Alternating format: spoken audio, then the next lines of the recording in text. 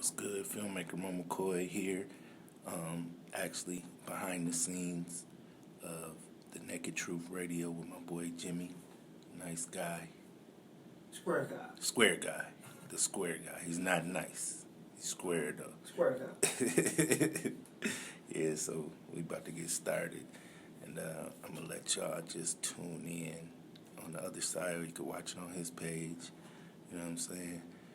We finna go all the way up. All right?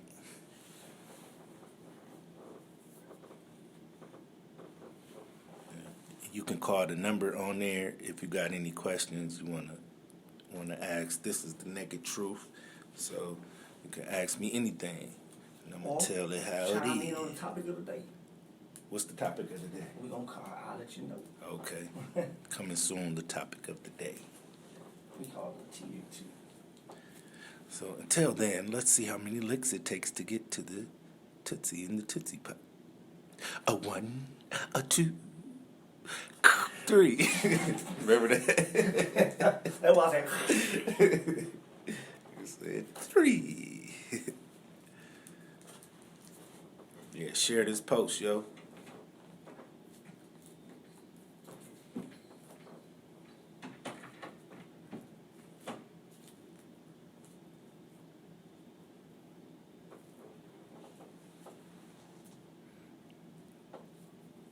Share the post.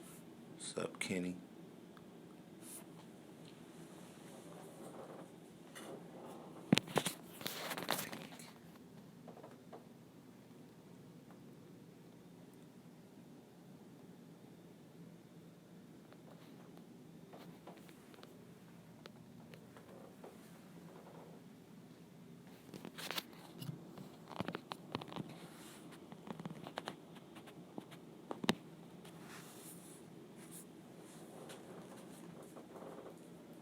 We got 5 minutes.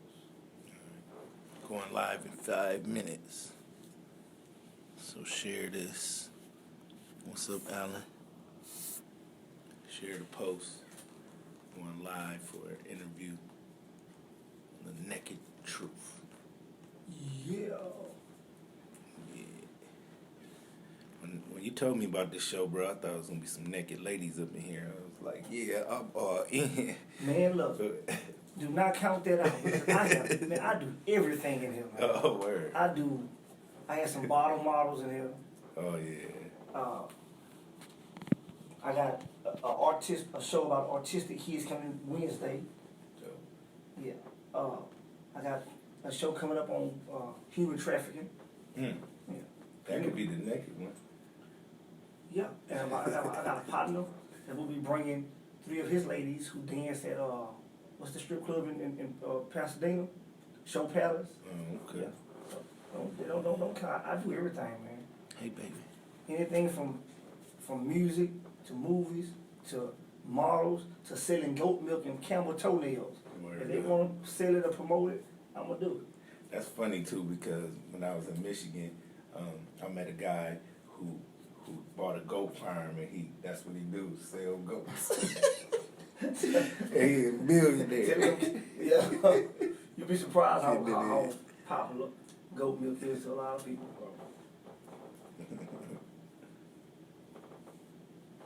Yep.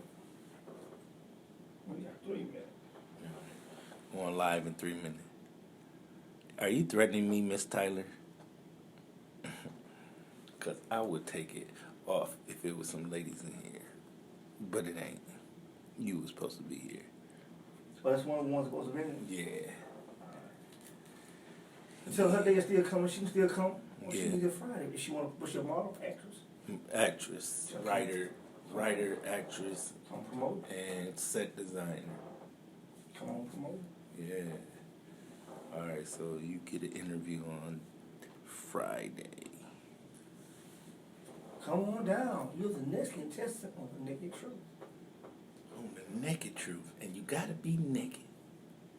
And that's square business from the square guy. Share the post, yo.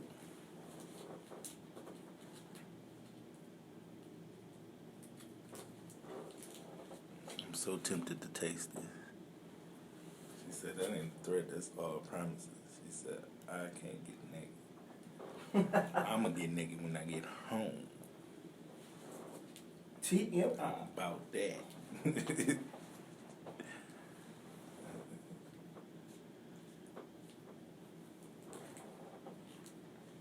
About to go down in T-minus 2 minutes.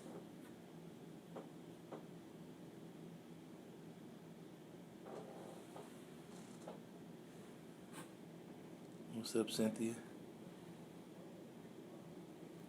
Where them dollars at? They everywhere.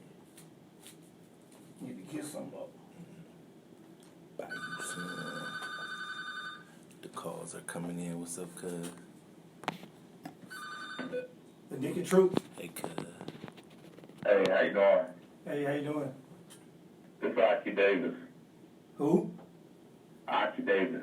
Aki Davis. Hey, What up? hey, just keep watching. We'll let you know when to call in. We're fit to start the show in about 1 minute.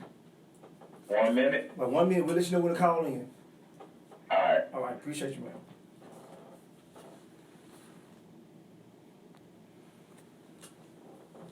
Yeah.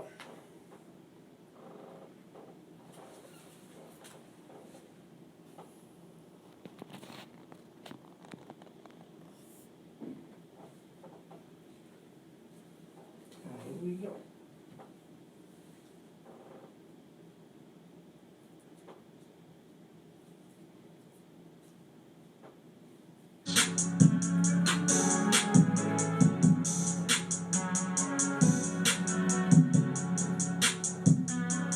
Fuego, hot, fuego, fuego, it's hot, fuego, caliente, fuego, hot, fuego, fuego, it's hot, fuego, it's hot, fuego, fuego, hot, fuego, caliente, fuego, hot, fuego, fuego, it's hot, fuego, caliente, fuego, hot, fuego, it's hot, fuego, caliente, fuego, hot, fuego, it's hot, fuego, it's hot. All right, everybody. Welcome to another edition of the Naked Truth, your political hip-hop outlet. I'm Jimmy the Square Guy, and I'm riding solo today. My co-host, I'm waiting for right now, but, you know they say, the show must go on. And today, I got a good friend of mine and a guy that I once worked with, Moe McCoy from Michigan. What's that deep from? Not Michigan? Grand Rapids. Grand Rapids, Michigan. There you go.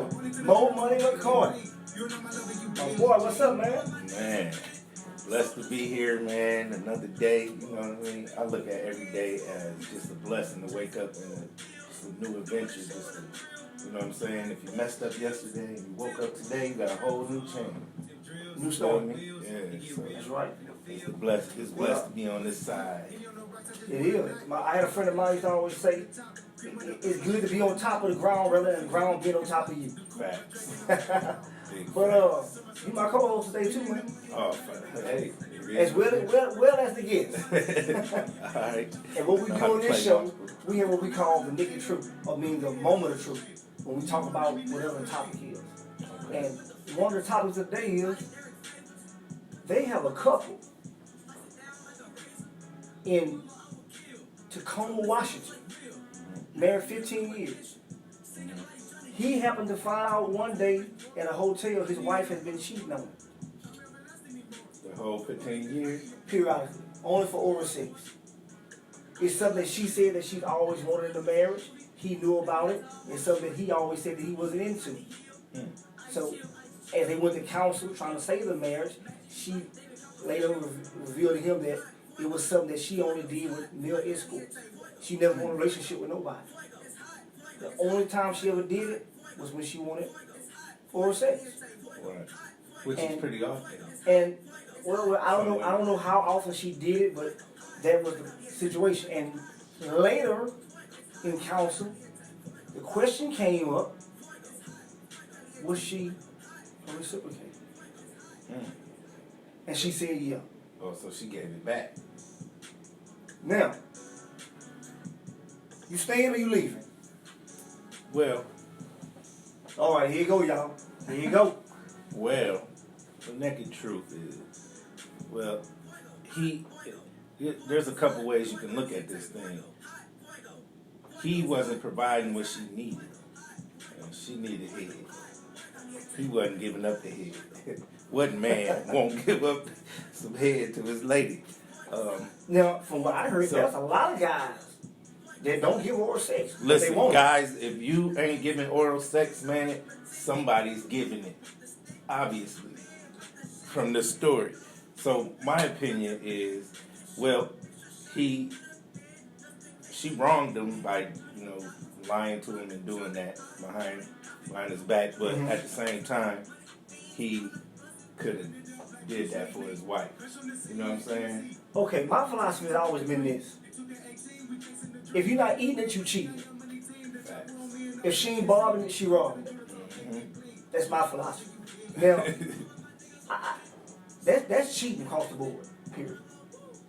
Me staying, I don't know. I just think they had a lot of stuff that they accumulated within their 15 years of marriage, and he didn't want to throw it away. But at the same time, I mean, it's, he that's both of their fault. yeah.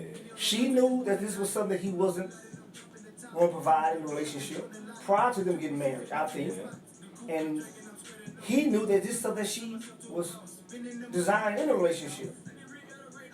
My opinion, that was a recipe for disaster from the start. Yeah, because you gotta keep up, 100% communication, especially if you're married. Your communication gotta be the naked truth. You feel me? But it's hard to kind of to be honest about something like that, because the biggest fear about confrontation, the biggest fear about being open and honest is the confrontation that it may create, and nobody likes the confrontation. But also, fear is not real. It's false evidence appearing real. So if you face your fear and speak to that other person and say, look, this is what she should have said. Baby, I'm going to get me some head. So either you going to do it or not.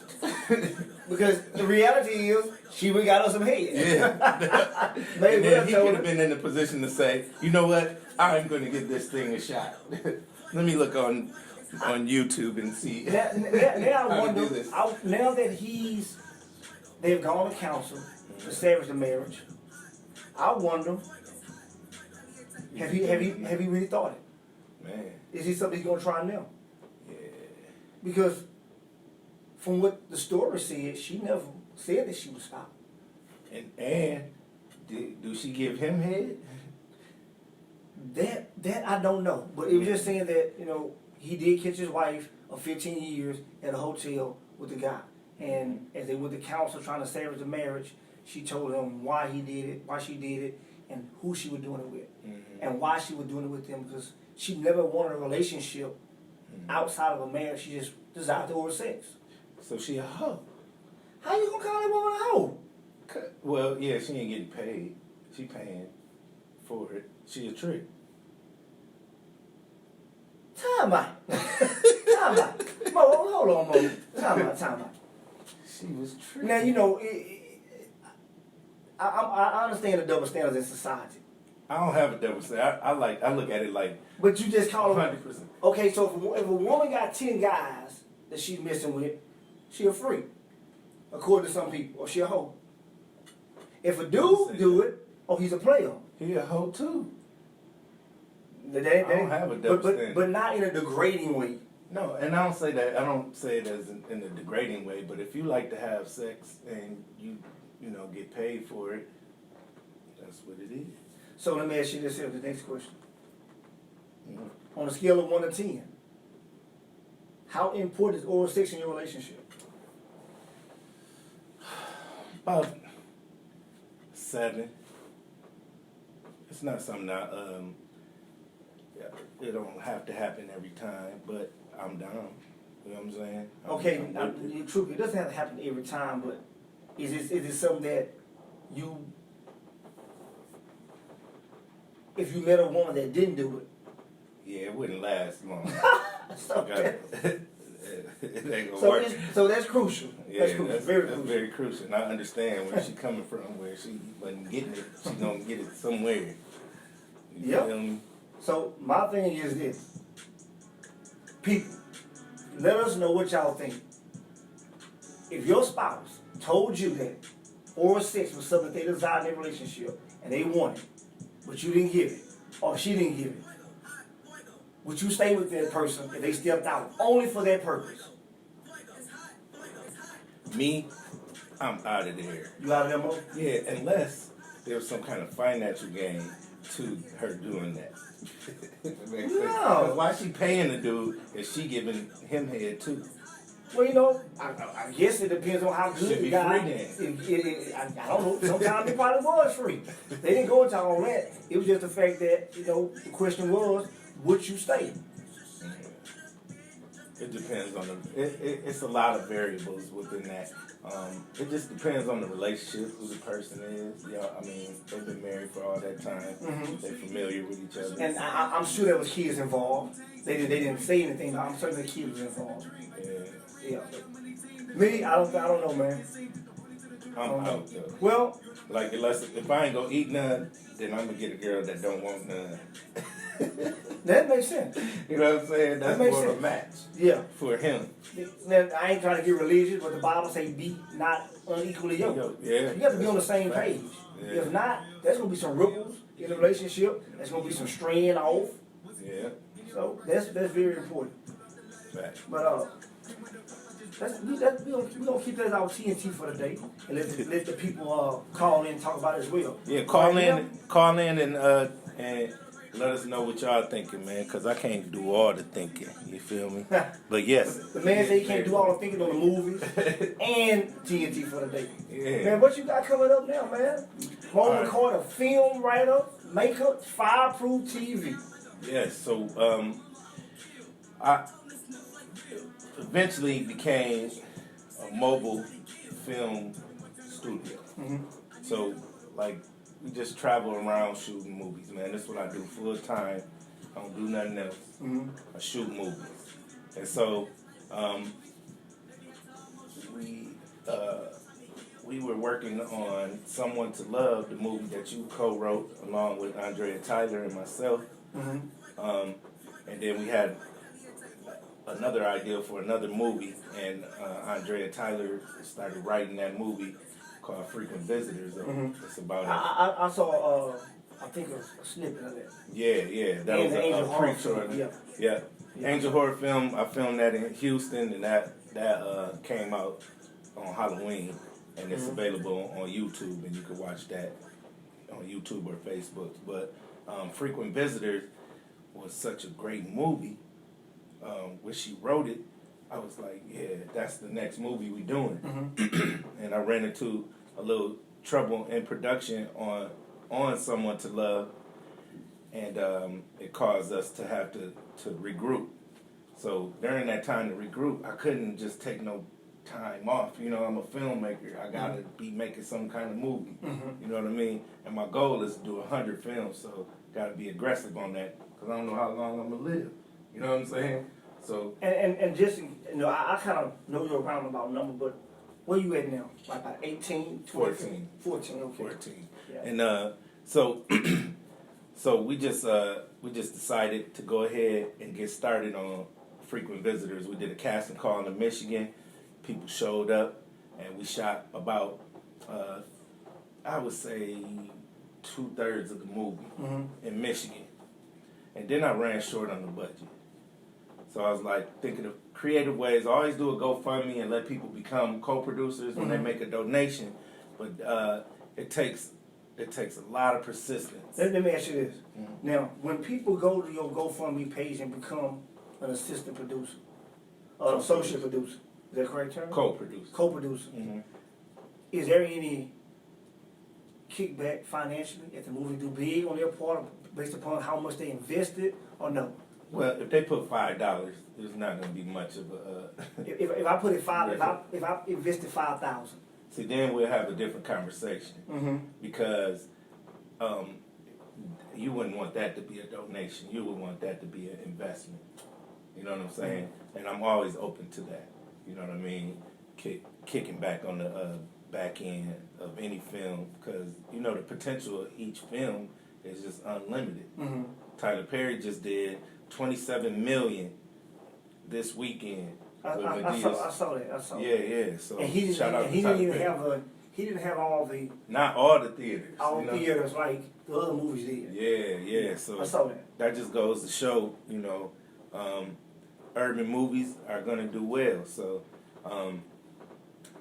I went to Tennessee, I went to Atlanta, and then I went to Tennessee really to clear my mind and just think about how to fund the project and just complete it.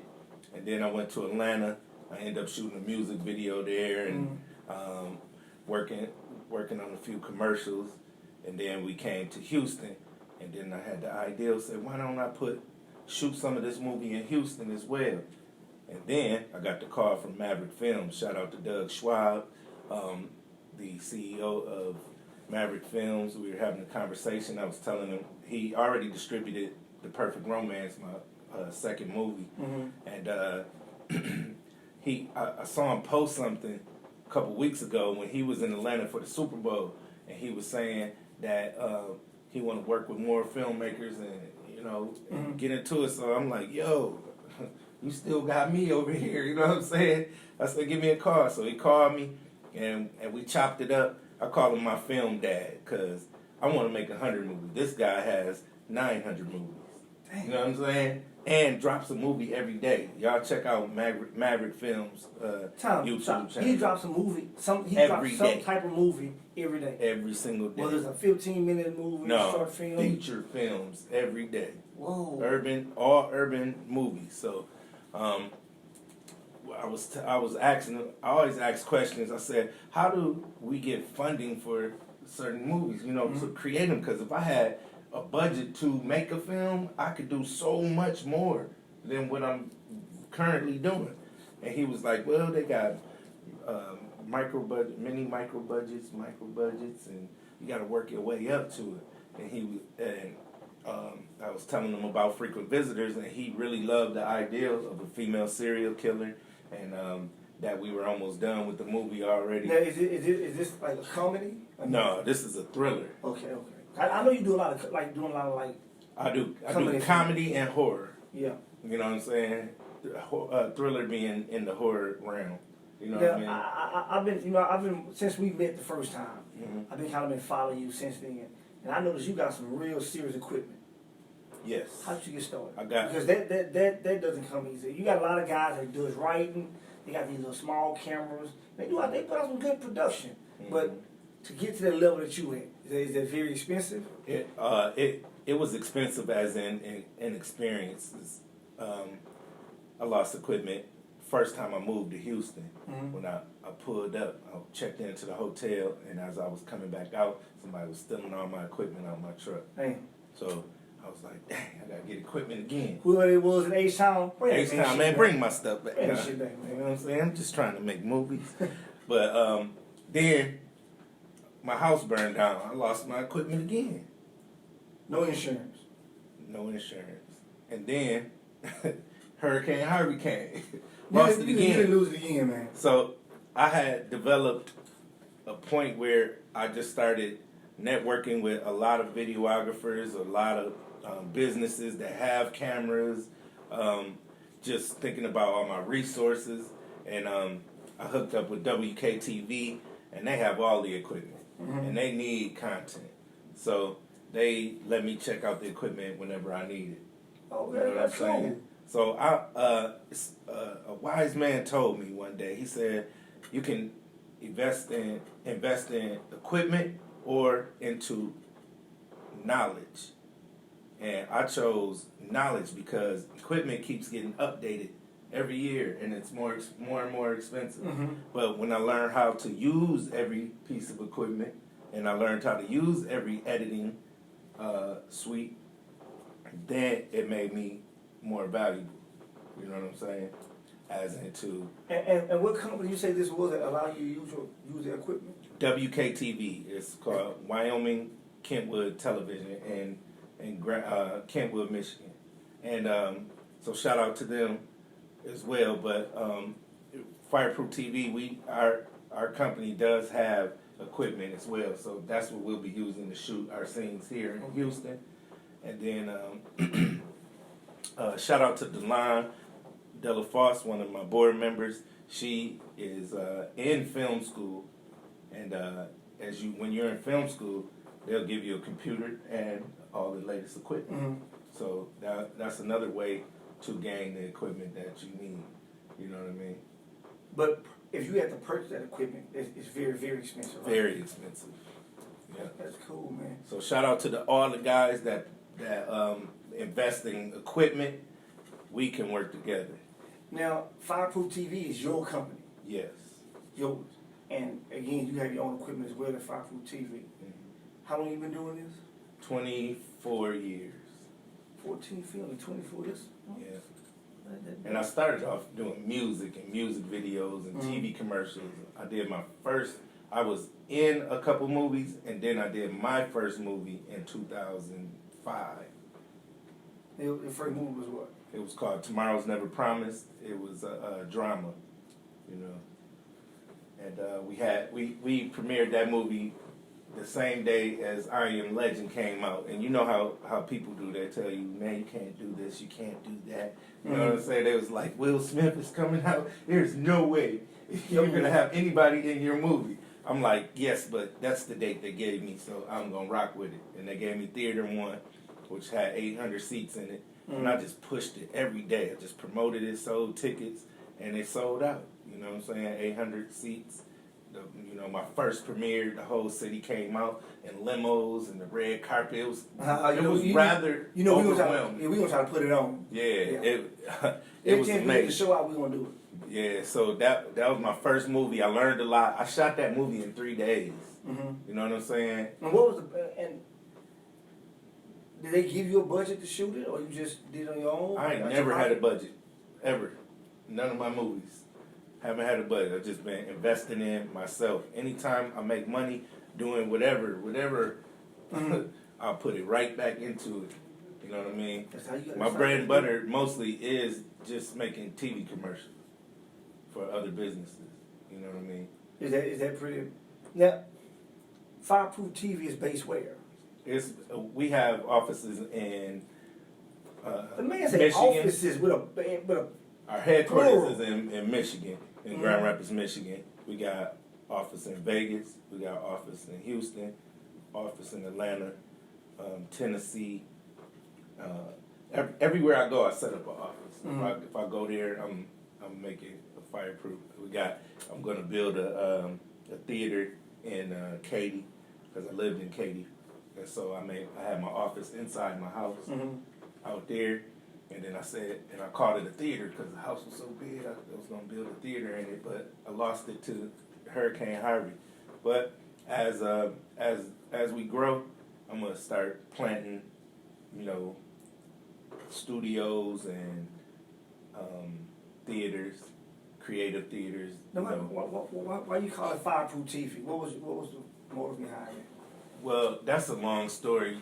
Make Fireproof that came. long story short on the naked truth. Just give it uncut and raw. All right, so I had this dates back to like 2003. I was on tour with my boy, a young man named Jabin Love, and we were both artists, and we were touring everywhere we go together, and we would sell out CDs. We both had CDs, and we'd sell out both our CDs every show we did. We sold 30,000 units. You know what I'm saying? By hand. And you never had a record deal? Doing shows. No record deal. Had our own label. And then everywhere we go, they'd be like, y'all a group? Y'all a group? Y'all a group? So then we got a publicist, and the publicist said, why not? That would be the best idea for y'all to become a group. And we agreed. He said, but you got to make a name that represents y'all with one word. And so we went through thousands of names. We was going to be the Living Legends. We was going to be, it was all kinds of names. So it came with Fireproof. So long story short, we thought about what we had been through when we was touring. We was going through things, another thing after another. I'm talking about we'll make 1,300 do a show. driving to the next show, the van break down. Guess how much it cost? $1,300. Ain't that? That's good. You know what I'm saying? But they So- say you have to spend money to make money. Yeah, so I was like, dang, what do? You know what I'm saying? We can't even eat. One time we drove from I was supposed to get a mobile home and drive to Cali from Michigan, and the people backed out on me at the last minute, and I didn't have really a big budget to go. I had about what, $50. You know what I'm saying? That's a lot. And we of had money. to go. We had to go to Cali, Mm-hmm. and my partner say, so I end up renting a car. After I rent the car, I have $55 left. You know what I'm saying? So I'm like, should we go? I'm trying to think. I'm trying to be a leader. I'm trying to be at the same time. Got to step out on faith. You know what I'm saying? But at the same time, $50 ain't enough to get there. Yeah. You know, it's a small car, but I remember something my dad told me. You gonna need Jesus real for real right now. Yeah, and my dad's a pastor, so I remember one day he told me, he was like, he called me out the blue. He said, man, you'll never believe this. I said, what?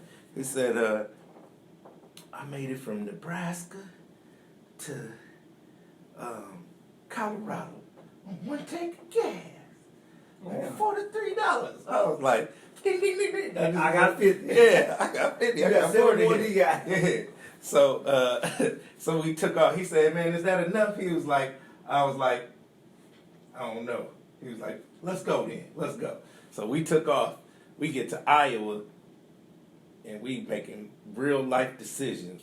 It's like McDonald's, $2 each on the menu, or this last gas. So we pump in. We get 2 burgers. We starving, so we both got a burger and split a fry, and then we pumped the last $11 in, and we were in Iowa, and that filled up the tank. So I was like, I called my dad. I was like, Dad, we running out of gas. We just pumped the last gas in.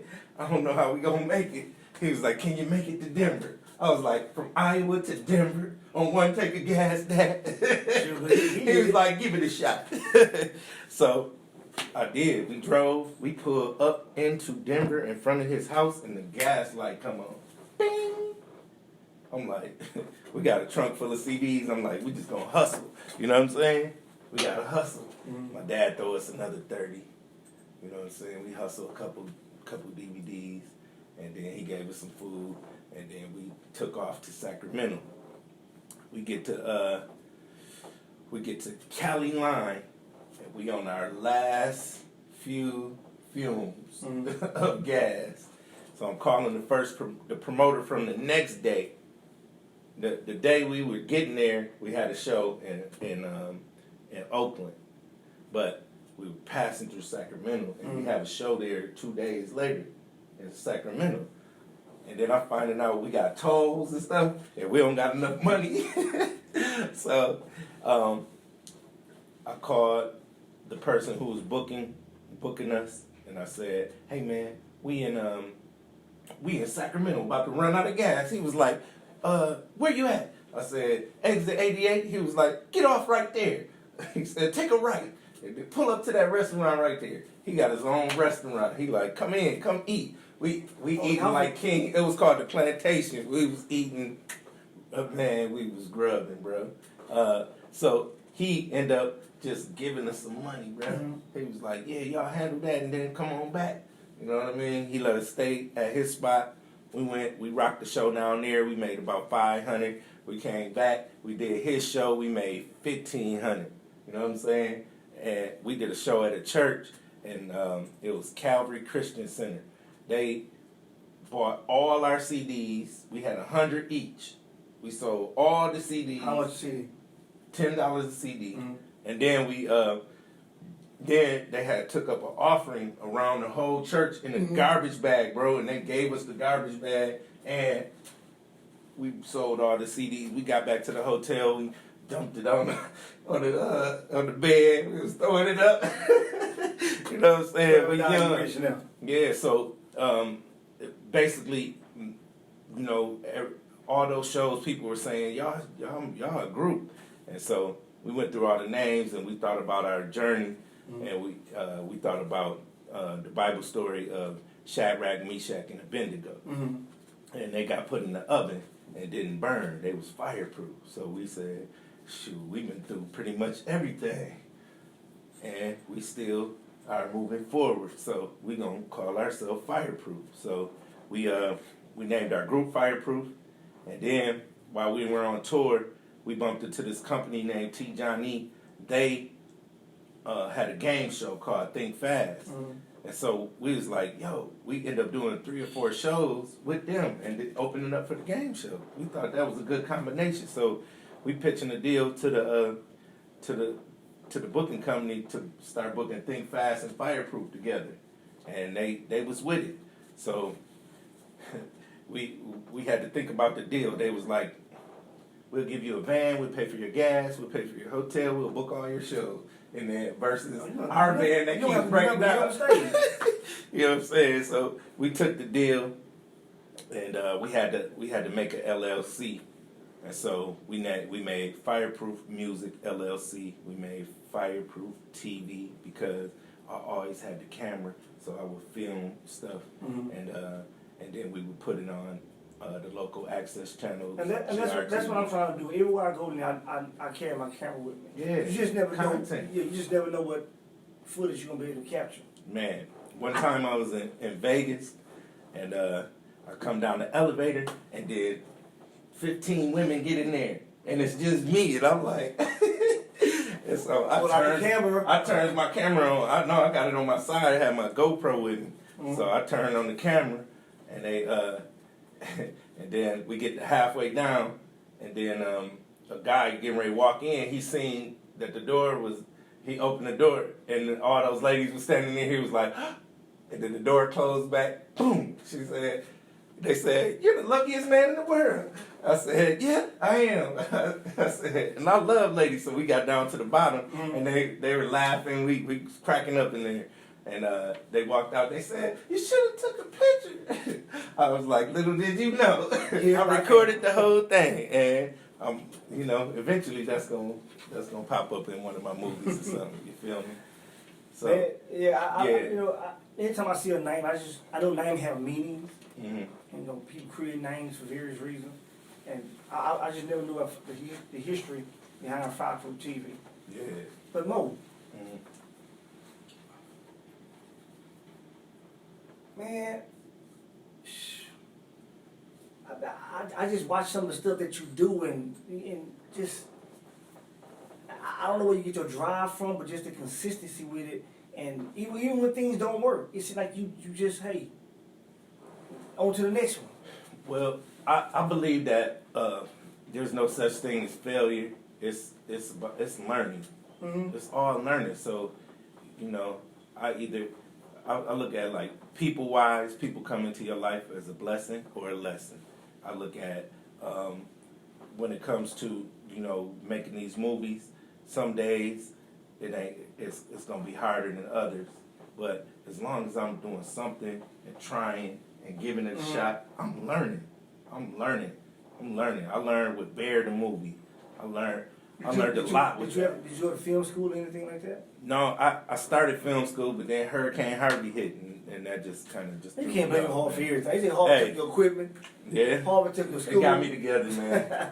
It really it knocked me off focus real hard. It took a minute to get back in focus, man, just because my living situation was messed up. Yeah, Harvey hurt. I mean, I really hardly even bounced back from that yet. There's people still suffering from Harvey right now today. Facts. Yeah. So. And just because we don't see it on the news or we don't see standing water in those communities, don't mean that those people are not still suffering. Yeah. There's a lot of families still out of their homes behind that. Facts, bro. Yeah. Because I still ain't got a home back from that, but that's what taught me to be more mobile. So I didn't look at it like, a bad thing either. It got me into a new relationship. It got me into to travel around, meeting new great people all over the country. You know what I'm saying? And it sparked the ideal for a mobile situation. You know what I'm saying? So you shooting this film in Houston now, and you doing a casting call? So what we doing is not just a casting call. This is more of an experience. Mhm. That's one thing I've been focused on with my casting calls is making it an experience. Every casting call is different. Everybody has different type of casting calls. When it comes to Fireproof TV, I try to add value to the casting call. So people come to the casting call, they'll sign the paperwork because that's required. This is a film that's coming out, period. So I got all the paperwork. They sign the paperwork. That makes it me able to film them. So then I film them. I take a headshot for them. Even if they have a headshot, we'll take a new one for them. You know what I'm saying? And then we let them improv. And that's how I pick my actors. But this night, we also are going to shoot scenes from the movie inside of Trinity Lounge nightclub, Trinity Lounge. When I got there, I'm a member of Duvin Pintor. It's an art gallery downtown, and they're setting up all over the country, and they set up inside of Trinity Lounge, and I get to do events as a member. And so I was thinking, like, why not do a casting call and shoot some stuff up in here? They got these nice VIP sections, and I thought it was live, and I got a lot of homies and professional actors that's here in Houston that I definitely want in the movie. And so at first, What's the short guy that played on Players Club?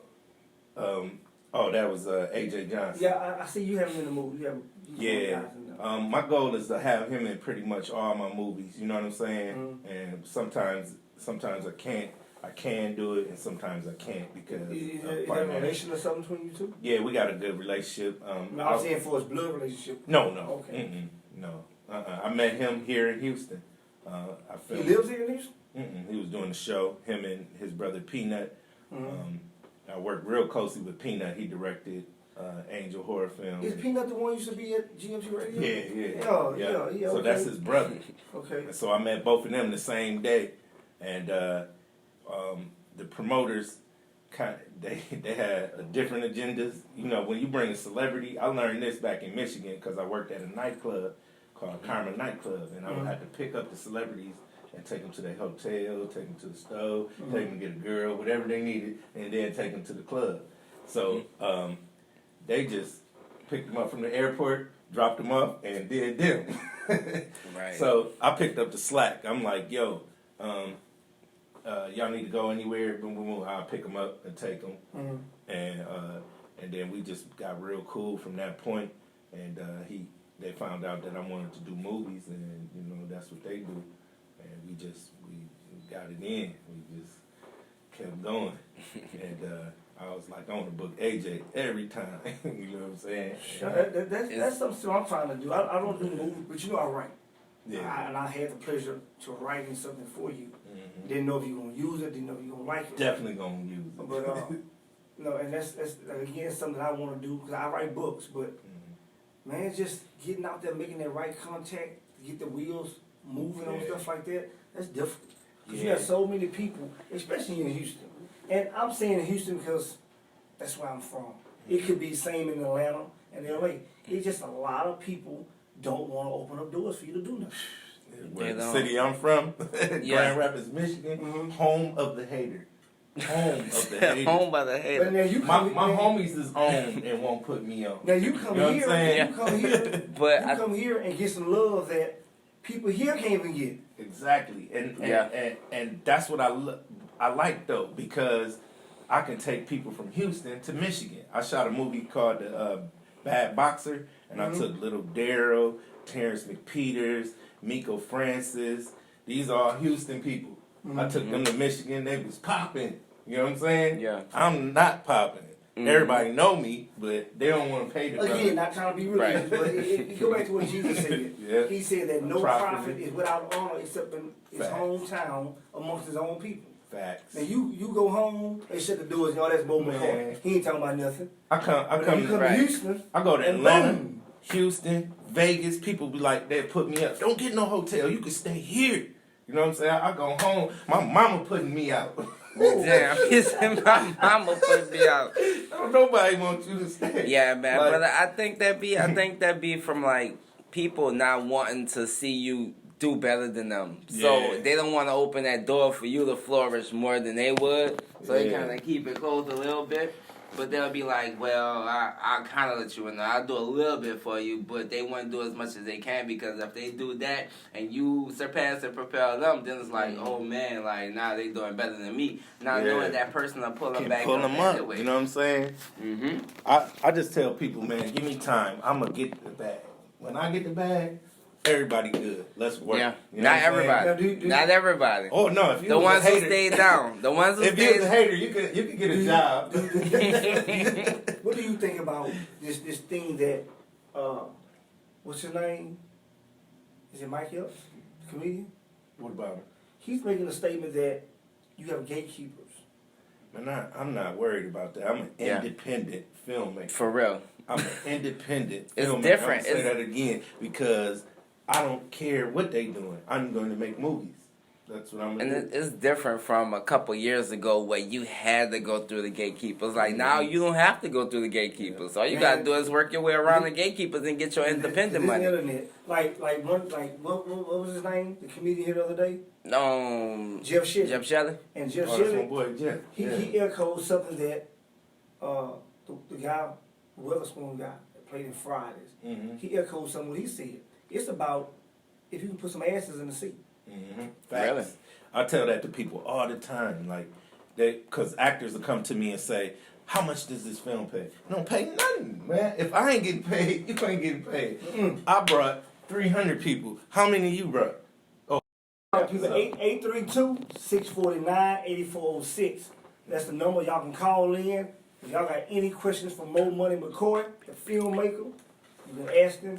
If y'all want to chime in on the Call topic of the in, day, y'all. y'all can talk about that as well. If y'all got a question for Millie Angelo, sitting down there. I let me. I was a little late to the Holla. show, world. You Again, feel it's me? 832 But I'm here now. 649-8406. Mo, man, I want to get in some movies too, man. Well, pull up.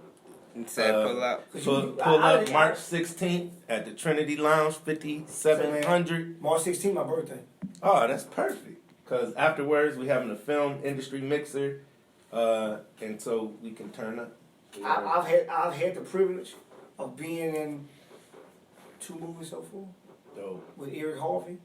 dope. My role was small. That's a start. Hey, Yeah. no, to me, there's no role small in the movie. Like, come to the producers, the co-producers, to the person who provides the food, to the to the extras. You can't make a movie without extras. You can't make one, and it brings so much more value to a movie with extras.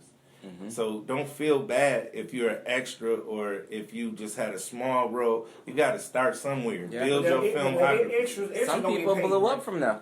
Some people blew yeah. up from extras.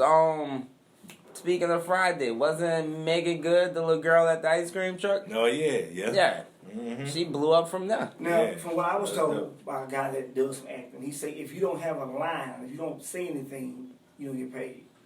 Well, I beg to differ. I have heard that. It just depends on if the studio has a budget or not. Mm-hmm. If it has a budget, it's going to pay the extras. It's going to pay everybody.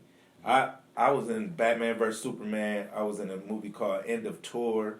I was an extra in those movies. I got paid like $9 an hour.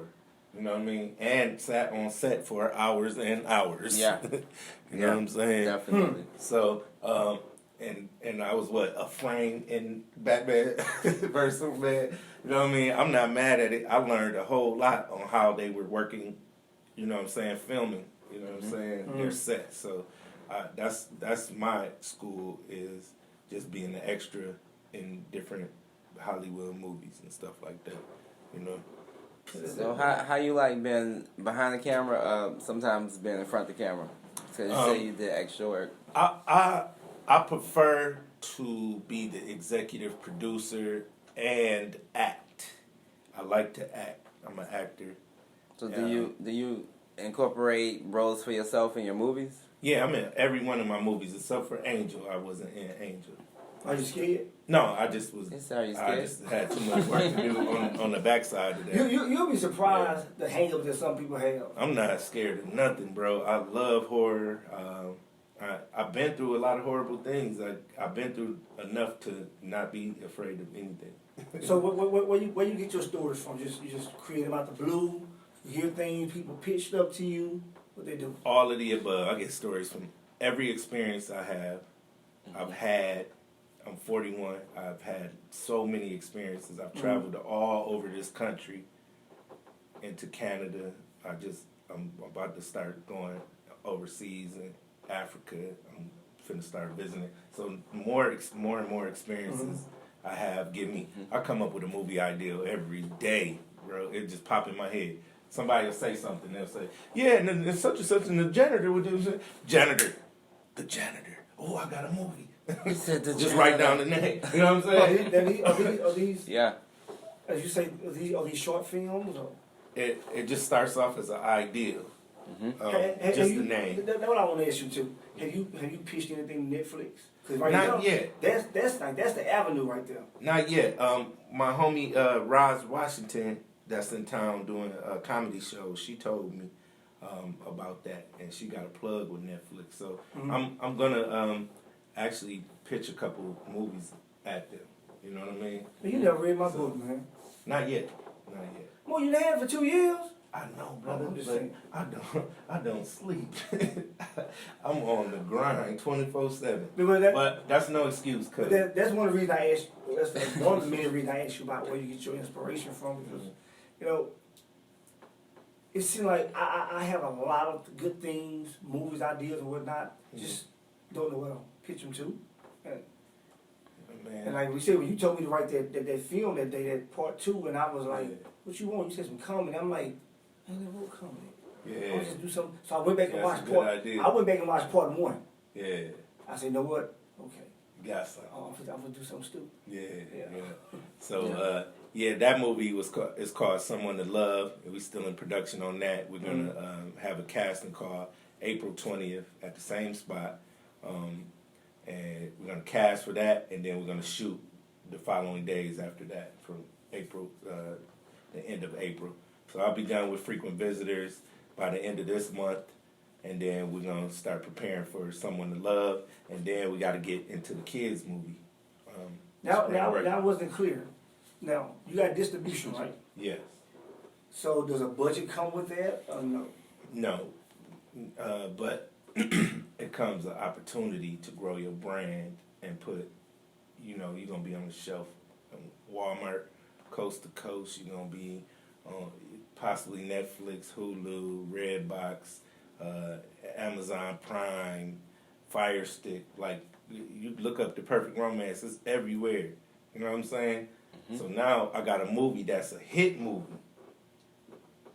Coming out worldwide, so that could change a lot of things. You know what I'm saying? So the good thing about movies is it don't take a lot of money to make a movie, but it can do So triple, quadruple. what do you mean? It doesn't take a lot to make a movie? 'Cause I thought the opposite. Well, I've gotten it down to about 15 grand. I could make pretty much any movie that doesn't have a lot of special effects and things like that. 15 grand. So if you think about, you put 15 grand, Paranormal Activity, they spent 13 grand on that movie, and they made what? Man, I don't know. But now they got what, part 3 to that stuff like that, and it was made in one in the house with a man. Yeah, so you know what I'm saying. That's the potential that we have. So I'm not really worried about if the movie's gonna hit or anything like that. I just want to make the best movie I can make with the people that are like-minded, that want to rock with me on it, and get it out there to the world. Let them judge it. If they like it, then great. If they don't, then check out this next one. Now, I'm doing 100. I know money has a lot to do with it, but now that you got the distribution, something that you never had before. Well, I had it for The Perfect Romance. Okay, You know so what I'm saying? So this is my second distribution deal. but this movie is a far more better. Absolutely. By So all do you feel like some sense of okay, finally? or no? Nope. I feel like this, this is right where I'm supposed to be at the number of films I am. Technically, I'm only one film. You know what I'm saying? The Perfect Romance, because that's the one that came out worldwide. Mm-hmm. So that's what the world has to judge me off of. Mm-hmm. So now I got Frequent Visitor. Mm-hmm. That's gonna blow The Perfect Romance. Can I cuss on here? Yeah, man. The fuck off the planet. I'm telling you, period. Because and you doing a casting call right here in Houston? And I'm doing a casting call on March 16th at the Trinity Lounge, located at 5700 South Gessner. You can RSVP on Eventbrite. Yeah. It's on there. I got it on Facebook. I'm pushing. I'm gonna share it every day. I'm trying to get the word out there. You know what I'm saying? I'm coming, man. Yeah, I need to pull up, man, because here's the little secret of my casting calls. You come, you're in the movie. It's just gonna you're gonna either be an extra, speaking role, or a star. One of the three. Now, is this your first one like that in Houston? No. I was saying, because you saying stuff like that, Houston gonna flood you. I had a casting call. Yeah. They gonna flood you, bro. About a year ago at Duvin Pintor, it was over 350 people there in Houston. The casting call prior to that, when I did the Tickler horror film, 11 people. Then it went to 350. I didn't know what to do. I was way too understaffed for that. This time, I'm ready. You know what I'm saying? We got the staff. Everybody's is ready. We got the paperwork. We got the distribution. We got the venue. We got the cameras. Let's shoot a movie. You know what I'm saying? In one day, I'm going to film everybody that comes to this casting. Well, I think somebody want to ask you something about that. All right. Got a caller coming in. Let's get it. Hey, caller, welcome to the Naked Truth. You on live with Moe McCoy. What's your truth? I am truthfully Andrea Tyler, the writer of the movie. Hey! Who are you? Andrea Tyler. Oh, hey. She's the writer and star of Frequent Visitors. Okay. And set designer. Okay. Multiple.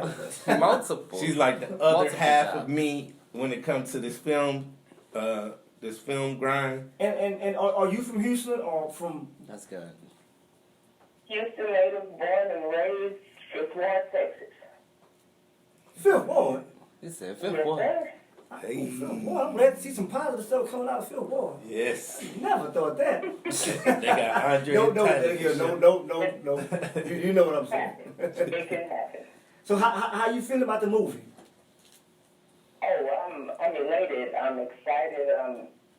Every surreal word that can be used to express excitement. I mean, this is the very first movie that I wrote on my own without the help of you or Mo. And it was picked up for the production deal. The cast has been great out of Michigan. Shout out to the cast and production crew out of Michigan. Those people are great.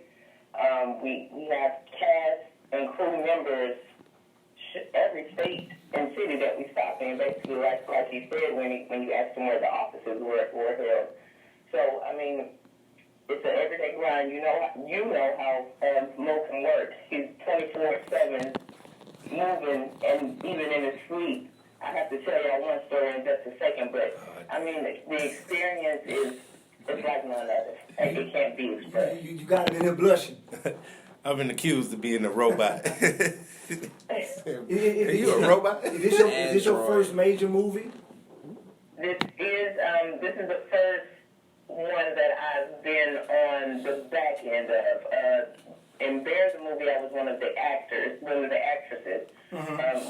in this one, this is the first one that will be completing that I did that was on a major scale. Okay. And do you feel a sense of accomplishment, or that you made it, or you got a long road ahead of you? Oh, that road is never ending. But I do feeling accomplished, yes. Hey, my daddy even took a shot and shed a tear when he heard about the good news. So, of course, I feel accomplished. That's good. That's great, man. Now, wow, man. You- That's what's up. We want to hear about this story. Yeah, I want to hear about this story about this man sleep. Was he talking in his sleep or something? Well, here's the thing now. Yeah, tell it like it is now. Yes, I'm going to tell the naked truth here. I am a major geek. I always have a notebook on me or the laptop. I'm always writing something. As you know, Mo is always working. Well, it really don't stop once we lay down to go to bed at night. And this one night in particular, he was already asleep. I was asleep. I had a thought in my sleep. I jumped up. I grabbed my glasses. I grabbed the laptop, and I started writing. And he jumped up and looked at me, and he was like, "I'm trying to make a motherfucking movie. Quiet on the fucking set." Man, you was on some medicated meds or something? Hey, listen. And I looked Good. at him, and I said, "I'm trying to make a fucking movie too. Take your ass." Right back at him, huh? Wow. But listen, when Things I ever, like that happen with us on a regular basis, though. It never ends. that's how we came up with the Earl and Pearl show, because we go back and forth all the time, and it's hilarious. You know what I'm saying? That's She is crazy. hilarious. And I'm pretty funny myself.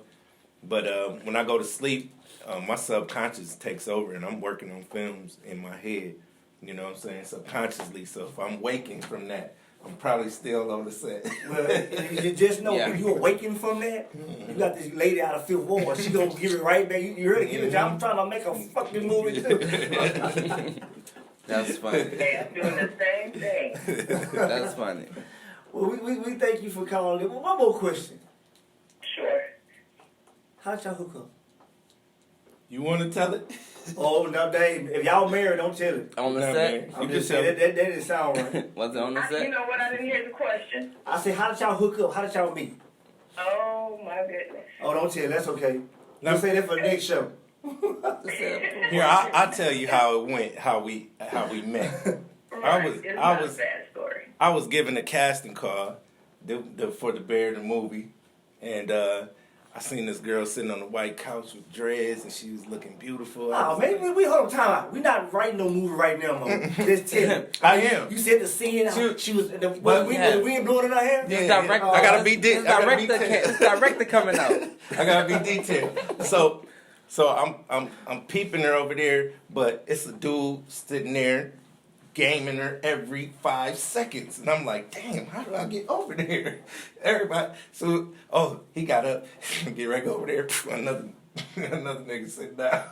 I was like, then one time I seen the couch empty and her on it, so I just slid on there, spit my game, and the rest is history. Real. You dig? He said that like Actually, so now we're telling the naked truth. And he's not telling it, ain't it? he said that from such a playalistic aspect. You dig? Y'all can hear I was getting gained every 5 seconds here and there, so I did separate myself from everybody and just sit there and focus in on the script. And I'm sitting there with my head down deep into the script, and Mo actually slid onto the couch. told you I slid. Okay, so he really slid. That was facts. Okay, what's slid on over there? Slid into the scene and was like, "What's your name?" "I'm filmmaker Moe McCoy." And my thought was, who is this goofy ass nigga? And look, since he didn't have a flashy car he impress you with, since he didn't have no Rolex and grill and chain, I'm filmmaker Moe McCoy. Facts, though. If he would have had I mean, the but wait. grills and the chain, I probably would have got up and walked away before he got a chance to slide. That's kind of like doctors when they gotta put the doctor on front of Yeah, them. how you doing, miss? I'm Dr. Such and such. Why you That's think the it's same Kevin? way. That's his profession. How you doing, miss? I'm Kevin. I'm about to See start like doing that, that bro. myself. I'm filmmaker Moe I'm McCoy. artist Millie Angelo. I was told about to start using to it. put my title before my name, and that become my whole. Okay, so what title put for my name? I would say writer, author. I can't go up there and say that, man. That sounds so cheesy. I'm Arthur Jimmy. Yeah. What's wrong That with do sound She weak. just laughed at yeah, me, bro. Yeah, he needs something better. I need something better than Executive. How Hi, I'm Jimmy. I work for Frito-Lay. How about that? No, hell no. You should be, Okay, look, you be thank trying you to for take calling that in. out We your gotta name. wind it down now, but I wish y'all the best on the movie. It's nice to meet you too. I'm looking forward to meeting you because I'm coming on the 16th. That's my birthday. Right, we have to meet. We've already worked together and haven't met in person yet, so Who is that? most definitely. On Look forward. Someone to Love. Oh, she wrote something on it too. Mhm. Oh, okay. Yeah, we Yeah. gotta meet. I'm coming March 16th. Yes, sir. I'm coming out, That's it. and I'm putting my credentials in front of my name when I come out there. Straight up. Just like Mo did. Hey, how you doing? I'm such and such. I'm artist It's a Angelo. whole year later, so all that worked out. Okay. But you best of luck on the movie. That's good. And looking forward to meeting you. See you guys soon. Okay, thank you for calling in. See you later, baby. Oh shit. I'll see you tonight. Bye, All right, Pearl. baby, wind Bye, down, man. Wind down. Yeah. Mo, tell me about how they can get in touch with you, man. They want to get some work done or get some ideas to you. I'm on Facebook, Instagram, Snapchat. I'm on every social media under Moe McCoy or Mo Money McCoy. You can call directly 832-680-8925. I mean, don't call me if you just want to kick it. But call me if you want to talk business, if you want to invest in the film, if you want to be a part of it, if you want to be a producer, if you want to be a videographer, if you want to be a director of photography, if you want to be set designer, if you want to be there's so many jobs within film. If you want to be craft services, you know what craft services is? No. It's my favorite department. Food. Yes. I figured that when you say Yes. Yes. Oh yeah. Gotta get y'all a caterer on that. Mhm. Gotta get Well, y'all a Hey, caterer. and there ain't nothing more lethal than a cast of unpaid, hungry ass actors. Yeah, they will kill you. You gotta feed Y'all them. got catering for the 16th? Yes, sir. Okay, cool. Yes, sir. Okay, people, that's our show for today. Make sure y'all tune in Wednesday. We have a show on autism. A lot of people need to hear this. This is something that's sweeping our country, especially in boys. So make sure y'all catch us Wednesday, 5:30 to 6:30, right here on the Naked Truth, your political hip hop outlet. I'm Jimmy the Square Guy, the one talk fly to you before he lie to you. I got my boy Millie Angelo down there, Moe Money McCoy, the filmmaker. Y'all catch him March 16th. He doing a casting call. Get out there. He said if you come, you're in the movie. Automatic. I'm going. Facts. If I got to play a dead man, I'm going. I'm playing. Facts. But it's a lot of dead people in this movie. Thank y'all for tuning in again today. And we'll see y'all again Wednesday, 5:30 to 6:30, right here on the Naked Truth, your political outlet. That's it. Facts. Hey, y'all, thanks for tuning in. What's up, Messiah? You dig? Great interview on the Naked Truth. Boy, Jimmy. Square guy. It's hot. Fuego. Caliente. Fuego. Hot. Fuego. Angelo, Fuego. man. It's hot. Fuego. It's hot. Fuego. Hot. Fuego. Fuego. Fuego. Hot. Fuego. Caliente. Fuego. Hot. Fuego. Fuego. We're not gonna give up. Fuego. Hot. Fuego. Fuego. It's hot. Fuego. Quiet on the motherfucker set. Fuego.